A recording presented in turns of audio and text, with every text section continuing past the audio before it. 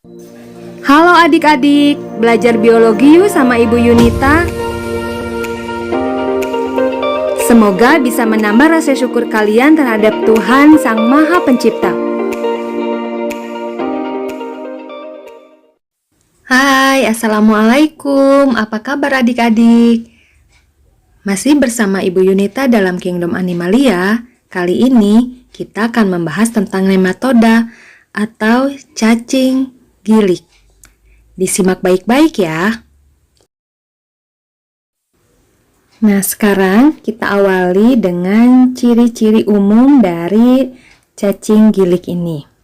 Yang pertama, tubuh dari cacing gilik ini simetri bilateral dan triploblastik pseudocelomata. Atau maksudnya hewan ini dia memiliki rongga tubuh yang semu atau rongga tubuhnya tidak dilapisi oleh lapisan mesoderm sepenuhnya ya, walaupun dia triploblastik. Lalu tubuhnya tidak bersegmen, bagian luar tubuhnya ditutupi oleh selapis kutikula ya. Lalu cacing film nematoda ini antara cacing betina dan cacing jantannya memiliki ukuran yang berbeda, di mana cacing betina berukuran lebih besar daripada cacing jantan. Nanti Ibu tampilkan gambarnya ya. Lalu hidupnya bebas dalam air, tanah, atau sebagai parasit dalam tubuh makhluk hidup. Nah, reproduksinya secara seksual, karena alat kelamin jantan dan alat kelamin betinanya terpisah. Tuh ya. Nah, itu reproduksinya. Nah, apa saja yang termasuk ke dalam film ini? Yaitu pertama ada Ascaris lumbricoides atau kita kenal dengan cacing gelang. Dua, ada Ankylostoma duodenale atau cacing tambang. Tiga, Enterobius vermicularis atau cacing kremi. Dan keempat, Wucheria bancrofti atau cacing filaria. Nah, ini tampil gambar jantan dan betinanya yang berbeda ukuran. Oke, selanjutnya kita akan lihat contoh daur hidup dari salah satu spesies. Ibu ambil cacing gelang atau cacing perut ya, Ascaris lumbricoides. Oke. Nah, siklus hidup cacing ini Ibu tampilkan dalam bentuk gambar kayak gini ya. Nah, siklus hidupnya diawali dari mulai telur yang dihasilkan dari proses fertilisasi antara cacing jantan dan betina di dalam usus penderita. Nah, hasilnya adalah telur yang dikeluarkan bersama feses. Nah, ketika telur keluar bersama feses masih belum infektif ya. Nah, jika suhu optimum dan berada pada tanah yang lembab, maka telur tersebut akan berubah menjadi telur yang infektif atau terdapat larva yang berkembang di dalam telur. Nah, kemudian mengalami proses embrionisasi pada suhu yang atau lingkungan yang sesuai. Nah, jika tertelan, manusia dapat terinfeksi tertelan lewat makanan atau minuman misalnya ya. Nah, nanti akan masuk ke dalam usus lagi. Nah, di dalam usus halus akan keluar larva kecil namanya larva rhabditiform. Lalu akan mengikuti aliran darah karena nanti masuk di pembuluh darah usus ya, dialirkan ke paru-paru sampai akhirnya masuk ke faring. Di faring terjadi rangsangan mekanisme batu dan masuklah ke bagian saluran cerna, masuk lagi ke usus. Begitu seterusnya. Selanjutnya Ibu kasih contoh lagi nih, siklus hidup spesies yang lain ya. Ibu ambil contoh cacing filaria atau Wucheria bancrofti.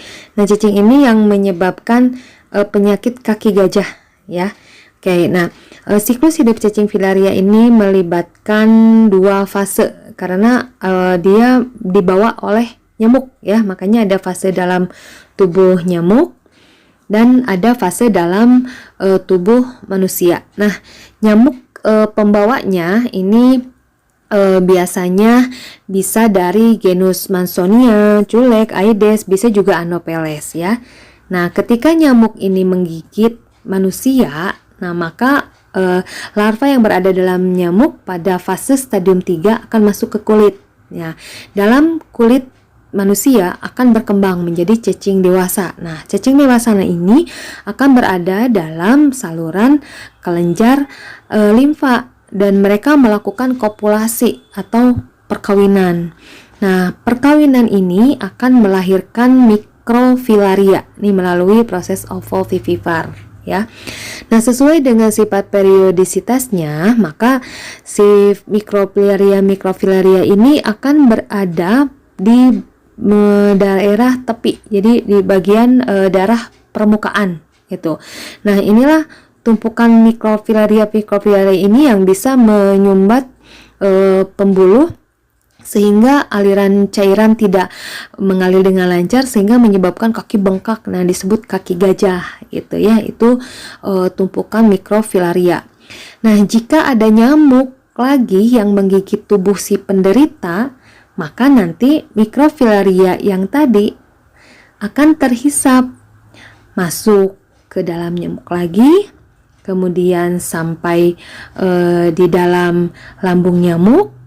Nah, ketika di lambung nyamuk, maka mikrofilaria tersebut akan melepaskan sitnya. Jadi si mikrofilaria itu memiliki sit atau kayak sarung gitu ya. Nah, setelah itu dia akan menembus bagian dinding usus nyamuk. Nanti dia akhirnya masuk menuju ke otot-otot toraks nyamuk. Ngapain dia di sana? Nah, dia si mikrofilaria itu akan mengadakan metamorfosis. Nah, proses metamorfosis ini membuat mikrofilaria tadi tumbuh menjadi larva stadium 1. Lalu tahap selanjutnya berubah lagi menjadi stadium 2 dan berubah akhirnya pada stadium 3. Nah, pada stadium 3 inilah jika digigit nyamuk akan kembali lagi. Baiklah adik-adik, demikianlah pembahasan mengenai filum nematoda. Nah, semoga bisa kalian pahami dan bermanfaat ya. Jangan lupa untuk terus menyaksikan video-video materi belajar bersama Ibu Yunita. Dan akhir kata Ibu ucapkan terima kasih banyak. Wabillahi taufiq wal hidayah. Wassalamualaikum warahmatullahi wabarakatuh.